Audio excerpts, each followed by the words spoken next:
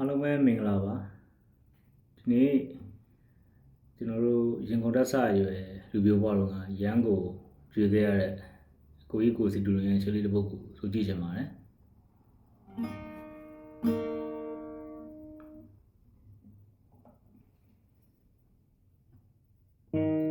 မျက်လုံးများဖွင့်လို့ထားလေမြေဟာယုံနေမင်းပဲကိုမြင်နေတယ်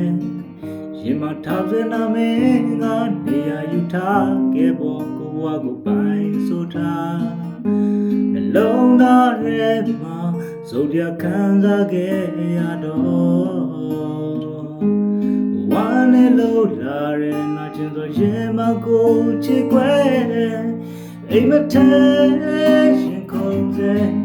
ကျင်နာတူလေးရှိတဲ့ချိန်ဘယ်သူရင်းများမင်းအိမ်မထဲဝင်နေပြီလေကွာဘိုးတွေရီမာလေကျင်နာတူလေးဆုံးမချေဘယ်သူရင်းများမင်းလုံးသားတဲ့ဆုံးမလို့တာပြီလေ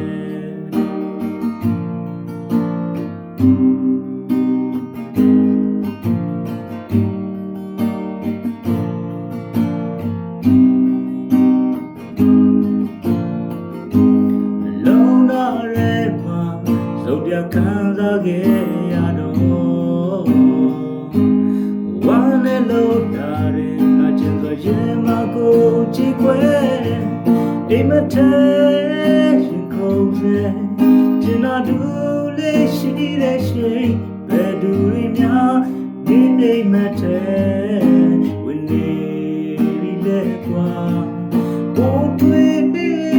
မှာပြန်ကျင်နာတူလာတဲ့